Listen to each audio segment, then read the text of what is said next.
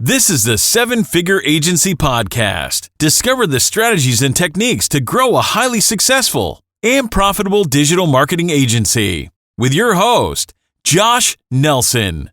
I'm so excited for today's episode of the Seven Figure Agency Podcast.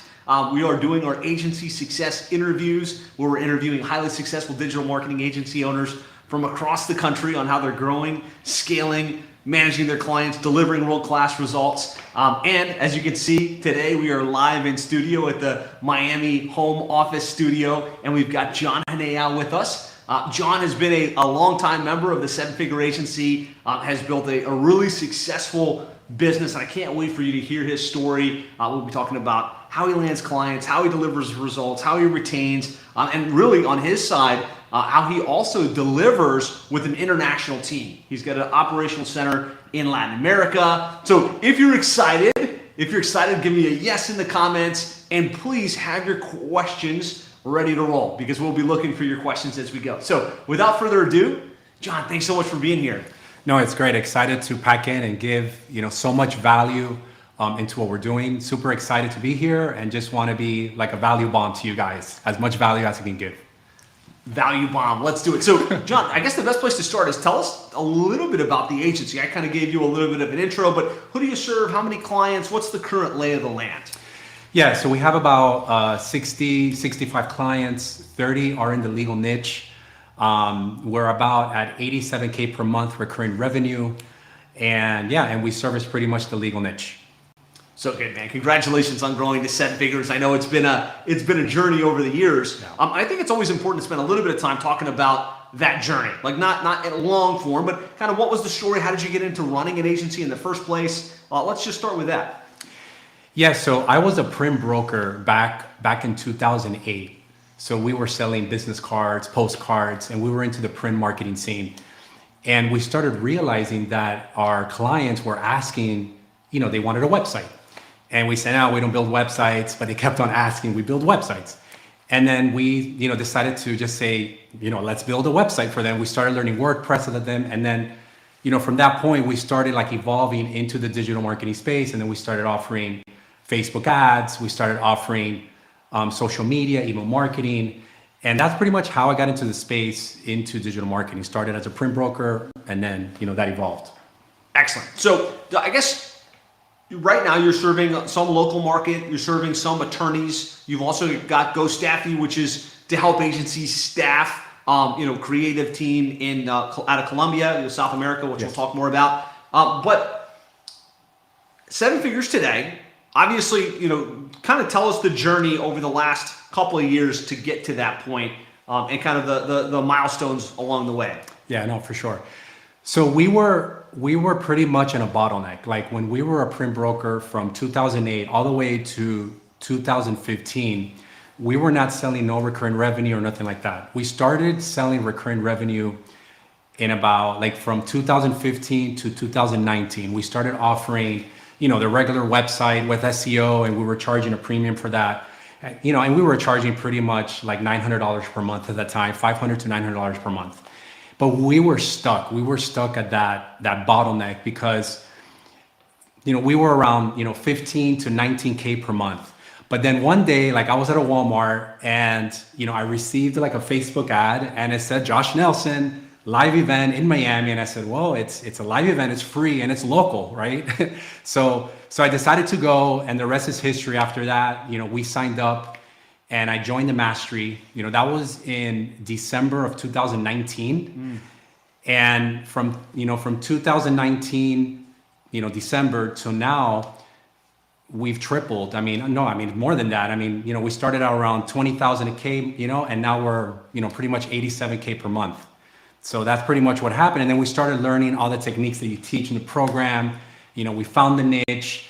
We decided to go with legal because we had 5 legal clients at the time. So we thought it was, pretty much easier to just, pivot to that niche. But yeah, it's been amazing. It's been an amazing journey. So yeah, I remember you came to the Roadmap Live. At the end of the Roadmap Live, we usually go to dinner and we hang out. I remember sitting next to you and kind of hearing, you had this agency and you were ready to go to the next level. And it sounds like the big thing was to choose the niche.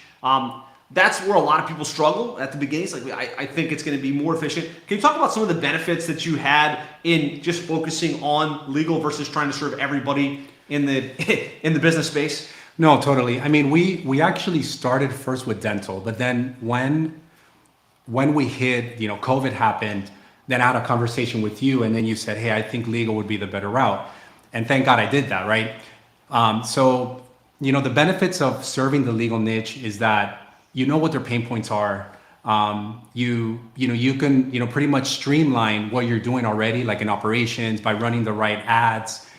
Social media, it's easier because you know what they're looking for, right? If you service, let's say we service PIs, we service family attorneys, and we know what their pain points are. So, just the whole process makes it easy when you're trying to fulfill, I would say. Excellent. So you said you had about 5 clients in the legal niche. When you did decide to make that pivot, like what was the play that helped you get the next 5? Because that's usually the next big challenge. Like, okay, I'm going to go after this niche. How do I get my first one, right? And you already had 5 to play with. So that is a tip for you if you run an agency that's general right now. Try and find the path of least resistance, right? Where you already have some clients, where you already have some success, and then parlay that into everybody else within that space. So how did you kind of expand the market share? Yeah, so what we did was we started with cold outreach, like many of you guys. We started with cold outreach. We purchased a list, and then we started just shooting out emails. And we got a couple clients from there. But I think the biggest momentum was that we started looking for JV partners. But that happened probably a year after, like a year and a half after. But in the beginning, it was pretty much cold outreach. We were also hitting some local bars, just attending, some local events. Not the drinking bar, but the yeah, exactly. Yeah, exactly, for legal attorneys, right? So pretty much like what got us more momentum was definitely the JV partners that we acquired, and then pretty much from there we started offering as well. We do DMing too. That's a big play for us. We have a marketing assistant that reaches out to the attorneys, and we try to get just them to raise their hand. And then we have a sales assistant that follows up. But that's a whole story in itself. But yeah, that's pretty much in a nutshell. It started out with cold outreach, then pivoted to having a JV partner. I love that. I think that's a path that most agencies kind of go down. We've got to start to get some results. And so doing the cold outreach, doing the DMing, ultimately transitioning more to attraction-based marketing, which in your case, you landed on a JV, and you're only one JV away from a 7-figure agency. I truly believe that. I've seen it happen again and again. So look for those influencers that already have relationships with the clients you want to work with. I think for the sake of the listeners, they would all love to hear, because attorneys, notoriously hard to get their attention, notoriously hard to land as clients. Obviously easier when you've got joint ventures. What were some of the messaging that worked, either from the DM side, if you could share a little bit of the secret sauce there, or from your cold outreach? Yeah, so for the DMing, I would say that's been a big play, because attorneys don't like to be sold, right? So what we do is we create a lot of videos. Like, I'm a video guy, so you guys have probably seen my videos, right? Mm-hmm. So videos is a huge play because we're just giving a lot of value on the videos. So what my Facebook ads person would do is he would just do like retargeting ads to attorneys, and we would just take them from the top of the funnel all the way down and nurture them, right? So I would say doing that, and then looking for what their hurts are, like their bottlenecks, and try to get your foot in the door like that. And I feel that has helped us in regards to just getting them to raise your hand, right? And then at that point, we get that sales call, and then from there we close it. Love it. So practically speaking, when we say DMing, are we talking Facebook? Are we talking LinkedIn? Are we talking Instagram? Yeah, so it's Instagram, LinkedIn, and what we're doing as well is just using some videos that we have used before, and we're just trying to get a conversation from the attorney. That's all, and just trying to get some leadway so that we can get to that call. Because like I said, it's really hard if you're running ads, even if they're targeted, that they're going to sign up right away, or they're going to get into that strategy call. And, there's a lot of follow-up too, because we want them to raise your hand, and then you have the follow-up sequence, sharing testimonials too. We have a couple testimonials. So having that DM is important to just get them to raise their hand. And we do strategies on stories too, which is what we do is it's pretty much messenger ads. So, we create messenger ads where we just want them to say a comment to what it is, right? The titles are different titles. I don't have them right now with me, but we're just trying to talk to their pain points pretty much. Love it. Some great tips there. On the very front of the DMing, right? So you connect with this attorney, you start putting out content that they're seeing. What would that first message be? Like, how do you start that conversation in their LinkedIn? Like, is it just like, hey, Attorney Jones, or like talk us through at least like the first couple messages? Yeah, I would just say like, talking about their brand, like, hey, we noticed that your reviews are not so good. We can get you on a quick strategy call where we can help you get more reviews. So it does have some type of direct response, but you're pinpointing something that they're lacking in, which is probably their website. Their website looks terrible, right? And you say, hey, we just saw your website and you don't have a chat feature. Like, you're losing so much business, right? You don't have anything shown, right? And so we try to find those pain points and start the conversation with the pain points. Love it. Practical example there for you guys to sink your teeth into. Connect with these people, put out good content, start a conversation, start it with hey, we found this issue, we found this problem. Would you be open to me kind of either jumping on a call to show you, or maybe... And I want to share something else too. It's hard to cut you, but... No. The other issue is that it's important that if you're trying to get them to get a sale, like let's say you're trying to get them to do Facebook ads or trying to get them to build a website, you want to make sure that your website looks good and your social profiles, because they're going to look at that too. So you have to be like, eat your own dog food before as well, because they're going to look at it. Good stuff. Make sense? Yeah, no doubt. So if you could talk a little bit about what you deliver, because I think we all come to this with a different suite of services: websites, SEO, pay-per-click, Facebook ads, marketing automation, who knows what else. What is it that you're typically doing for the attorneys that you serve?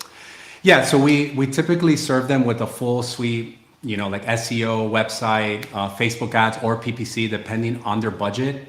And we also give them the software, which is high level, which of course we white label it as well. And we try to talk to them that this is the growth plan they need, right? And that's pretty much it. Yeah. And then from there, we try to find like what they're hurting into. Like, we're going in there and figuring out, like, on the sales call, what is it that it's going to make them better? Because a lot of times we want to sell them the highest package, right? But maybe they don't need it. Maybe they just need a good follow-up sequence, and you can sell them what they need. So I think that's important. So a very consultative approach. Hey, meet with the attorney, find out what their goals are, find out what's missing, what they perceive to be an issue, and then slot in what it is that makes sense. Exactly. Yep. Totally. Yep. Love it. Alicia asked, what's a JV partner? So for the sake of Alicia and maybe the others that aren't familiar with the terminology, what does that mean? Yeah, so a JV is a joint venture, which you're creating like an agreement with someone that has your ideal client. So with us, we have a local bar, which is not a drinking bar.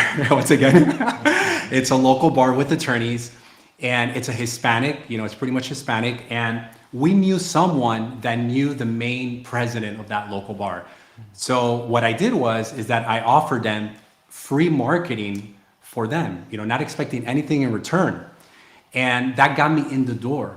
And then once we started working with them, then that president liked what we did for them. Then they started recommending us like other attorneys within the space. And we do give him some type of kickback. So, you can give them 10% one time, or, sometimes you don't have to give them anything because they're not expecting anything in return. Powerful. Yeah. So, I like what you said there. And this is kind of the main play right now that's driving the deal flow, is find someone that's already got the clients you want and then add value in advance, right? Don't just go in and say, hey, can you refer me to your client base, right? That's the recipe for them being like, get out of here, right? They're approached by people all the time.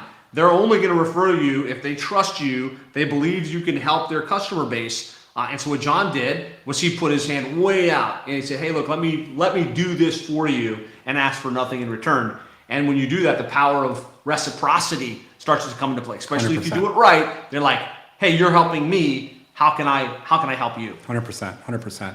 Yeah, the more you give, I believe that the more value you give, the more relationships you get, the more income you get, and it's about value. So that's, like I'm a big proponent of that. Excellent. So we've talked a little bit about how you got the first couple of clients, what's kind of working right now from a client acquisition perspective, kind of what your program looks like and what you're selling on a consistent basis.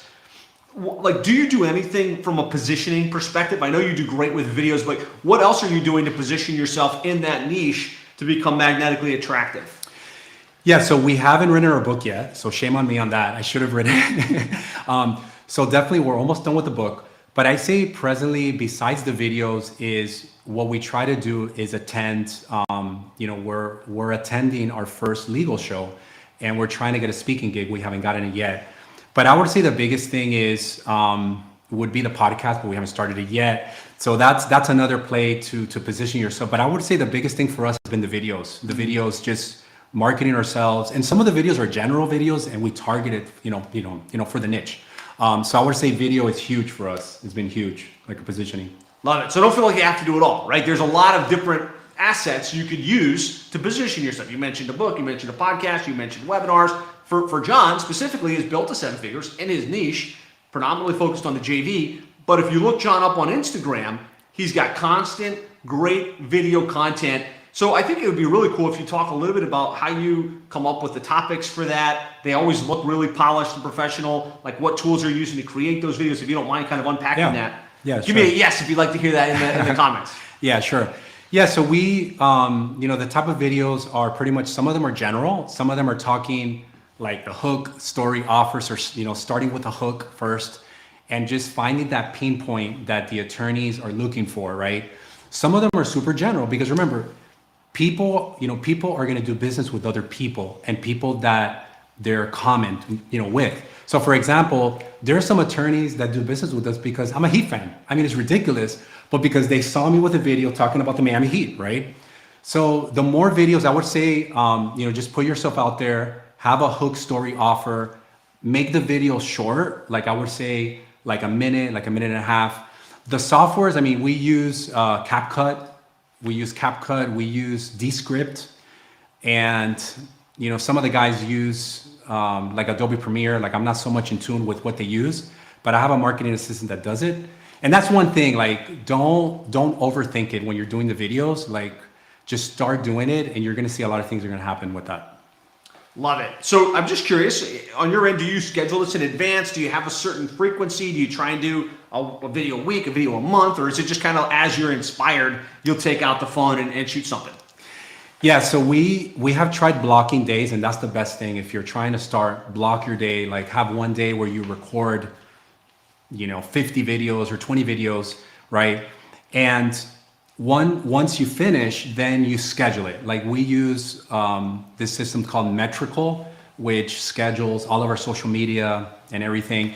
And we follow the syndication process, which Josh taught, which is pretty much we syndicated, to the email list, to LinkedIn, Instagram, Facebook, everywhere. Like even on the website, we put the right meta tags, like on the title tags. We want to make sure that we're coming out. That's pretty much it. Awesome. So some great takeaways there. Short form content does work. A lot of times you think, oh, this short form content, no one's going to watch it. Obviously, it's working. Time block. Don't try and do it every day. Do a week in advance or a month in advance if you can, and then take your hands off of it. Right? You should not be all day on your cell phone shooting videos. Like we're going to shoot a video right now, and then hey John, hold on for a second, and spending half your day scheduling this stuff out. Right? You want a team that can do it. Can you talk a little bit about how you built your team to take those videos and implement them or kind of roll them out for you? Yeah, the other tip I wanted to share before that question is, a great way would be to also have someone interview you, like today, right? Josh is interviewing me, and he can cut that up into different pieces if he wanted to, right? The same thing is you can do that, or if you start a podcast, you can also cut the pieces, right? The other thing too is if you're doing webinars, which I didn't mention, we have done a couple webinars which have worked. So webinars are amazing because you can grab the content and just, pretty much break it up into pieces. When it comes to the team, what was the question? Sorry, the previous question about the team. How do you get a team in place that can take your video content edit it, put the Okay, right captions, so you're not personally loading it and scheduling it all up. Yeah, you can hire. I mean, you can hire somebody locally that has some type of Photoshop skills, graphic design. I mean, nowadays people are born like into social media. I mean, my 16-year-old girl knows how to do it already. So, get someone that loves to be on social media, that has some type of knowledge when it comes to Photoshop. And then when it comes to the team, we have a marketing assistant that comes up with all the titles with ChatGPT, coming up with slogans, with pain points, and then she does it all. I mean, she edits the video, she comes up with the titles, and she schedules it. I mean, that's simple. And then you need someone else to actually record the video if you're going to do it with someone else. But if not, start on your own. Like, block 2 hours and get in front of a camera and start producing video. Love it. Yeah, I think that's great. If you can have someone else come up with a topic, all you have to do is say, okay, bam, take out the phone and record. Absolutely. I think you do a lot of different locations. Like, for me, I do a lot of videos in this type of environment, but I see you're out walking at the park, you're in your car. I think for social short form videos, there's a big reason to do that. Can you talk a little bit about why you do those types of videos? Yeah, no, for sure. So I believe that people are going to do business with you because they like you, right? That's part of it. It's that like factor. And I've heard that from many people, right? They're like, John, man, I like doing business with you because I just love your videos, right? And some of it might attract, others in the niche that you don't want. But I believe it will attract your niche if you target them. So doing them in different areas, that motivates me because that creates a better environment as well for you to be motivated. Instead of just doing it always in an office, you can do it at the soccer field, and then people can relate to you when they see you there, that you're human, right? The goal here is to be human and to put yourself out there. So that's why I do it. Yeah, and I think just being conscious that there's a difference between long form content that you would do like a webinar or like a 10-minute explanation, and that usually is going to be horizontal, versus short form, which is like kind of close up to your face and you're having a personal conversation while you walk at the park, while you go down to the beach or whatever it is. Like, why do you feel like a vertical video resonates a little bit differently on Instagram or TikTok than a horizontal style? Well, that's what's in right now. And people, they're on their phone. Their attention span is super short. I mean, I see my kids just, so that's pretty much it. Now I do believe in long form too. I believe that there is a place for that. I'm not trying to take that out. But what you could do too is that when you record long form, which is horizontal, make sure that you record it in 4K, because you can actually grab content from there and then cut it out, have someone cut it out for you in vertical. But I believe vertical is important because it fits right in your phone. Your phone is vertical when you're actually scrolling. And yeah, I guess that's the main, advantage point with, what you're doing in vertical. Excellent. There's a question here, which is, how big is the team? Running the 7-figure agency now, obviously doing a lot of your own marketing. What does the team look like? Yeah, so we have 13 people in-house. Okay, they're all in Colombia. My parents are from there. We have 2 people here. My son helps me, my wife, and we have one other person here that helps us, which does a lot of our local videos, because we send out a team as well, as a retention strategy to do that. But yeah, it's pretty much 13 and then plus like 2 or 3 here in Miami. Fantastic. And I think it's really interesting that the lion's share of your team is in Colombia. And I know a lot of our listeners or viewers would love to have an international team, and they'd love to, get the talent maybe that, they couldn't access here in the United States for a price that's a little bit better. Can you talk about why Colombia for you, how you recruit in Colombia? Yeah, totally. So, from that country, my parents are from there. So we started from there because my parents have a different business, and they already had a team there. So that's how I started getting into Colombia. Started with 1 and then 2, then 3. And the advantages would be, of course, there's a cost effect, advantage as well. There is certain areas or certain roles that people from Colombia may not be the right fit, but the majority of what we do, it's been working out. And I would say the biggest benefit is the time zone, same time zone. I recommend, if you are thinking of getting like an international team, is look for that one person that sees your whole vision, right? And then start building your team from that person. It's kind of like the LeBron James. Look for that LeBron James, like that operations manager, or maybe that marketing assistant, and build your team like around that person. Because it's very important, if you're going to have the majority of your team there, you want someone that sees it, like an integrator, or right. Love it. So your team internationally, there's an actual operational center. Like there's an office they go to, at least some of them. Yes. Which is, I think, unique to you. A lot of times when we think international, we think a lot of people just working from their homes, cranking away there. What's the benefit of having an actual facility that they go into and work from versus working from home internationally? Yeah, so I love culture. Like I'm an operations person. I love it. And I like when I go to Colombia, because I go there 4 or 5 times a year, I love hanging around with my team. It's just part of who I am, right? And I envy them because I wish I had it here. I don't. And they, the advantage is that you're building stickiness, retention, because, people, they're going in, they're seeing each other. There's my opinion, there's more accountability when you're rubbing shoulders and you're next to each other. But there is, of course, there's other people, like we have 2 people that are not in our office and it's been working out fine. So I think each one has a disadvantage and advantage, but I would say for us has been the accountability, and then of course the culture. I think when you have an in-house team, you can build like an easier culture. Not to say that you can't build a culture with people working remotely, because that can be done as well.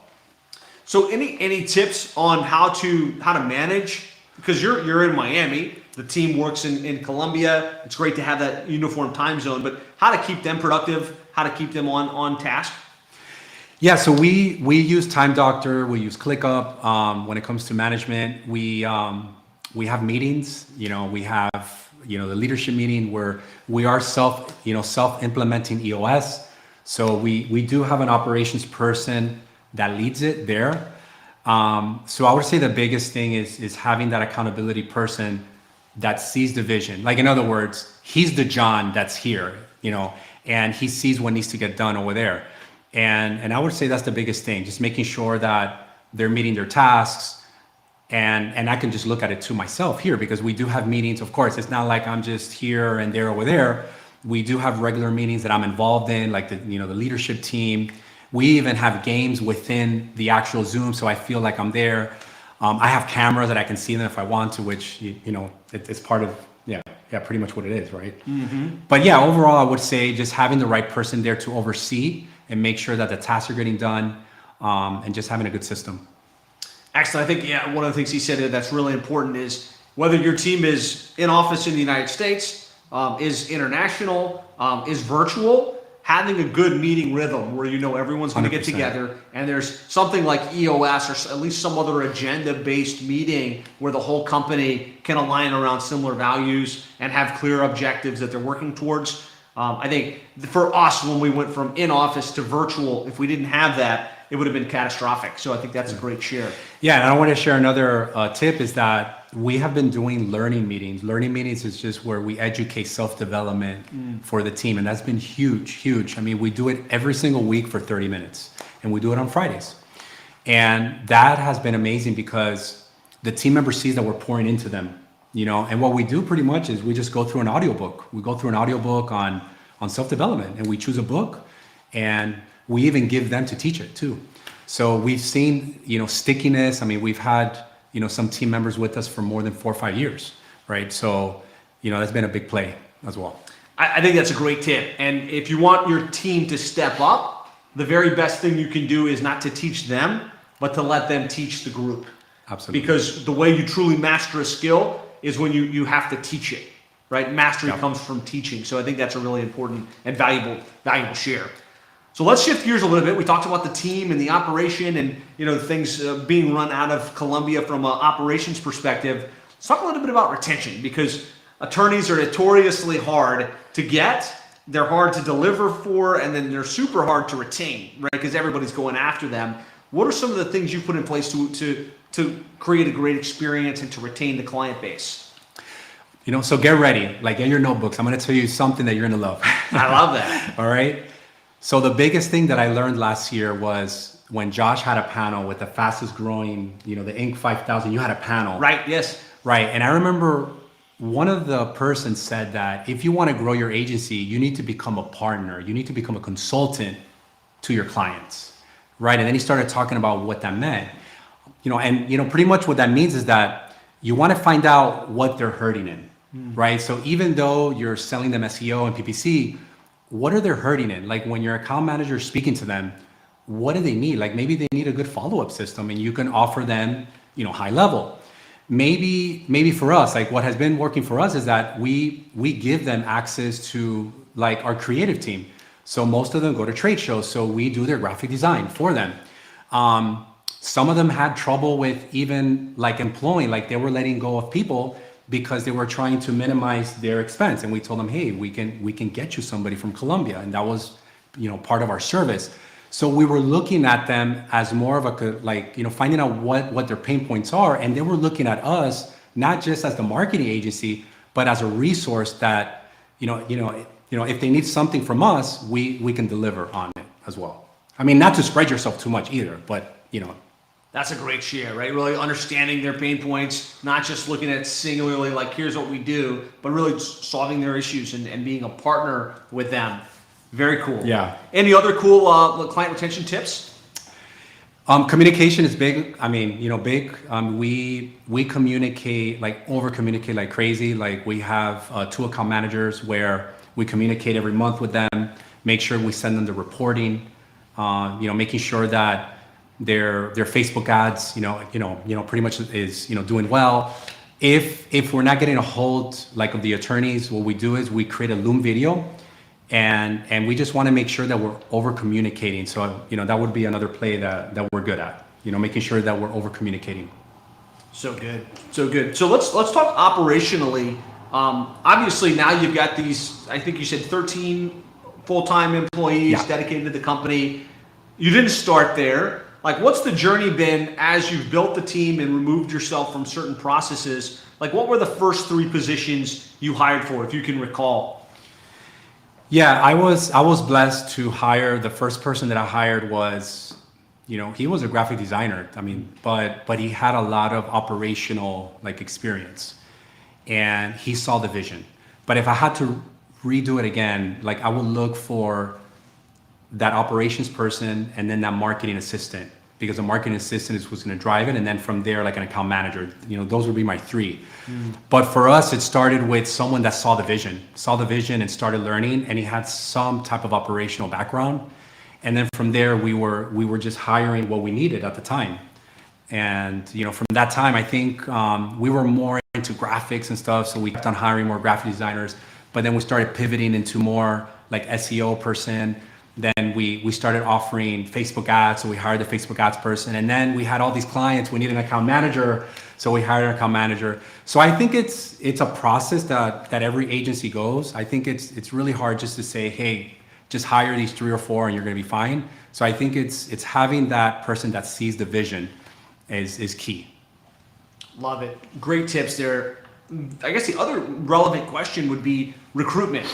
You've recruited this team for yourself. You also have GoStaffy now, which is a staffing service for agencies. A struggle a lot of the 7-figure agency community was having is how do we find the right people? How do we get them placed? And so since John's done so good with that, he started GoStaffy, and he'll be sponsoring our upcoming intensive. So if you happen to be coming, definitely come see John for that. Or if you need help hiring creative, web development, these guys are doing a great job for the members in the community. But what are some of your recruitment tips? How do you find quality international talent and kind of sort the cream from the chaff? Yeah, so we how we find them is pretty much we have different sources. We actually have a company in Colombia that we partner with, and they give us good source from there.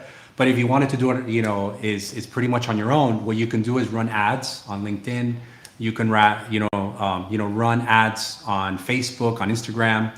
And what we try to do is just dialogue with them. We have specific ads going out to the specific role that we're looking for. And we have another marketing assistant that just asks the right question to make sure that they're the right fit, that they speak good English, that they're good with follow through.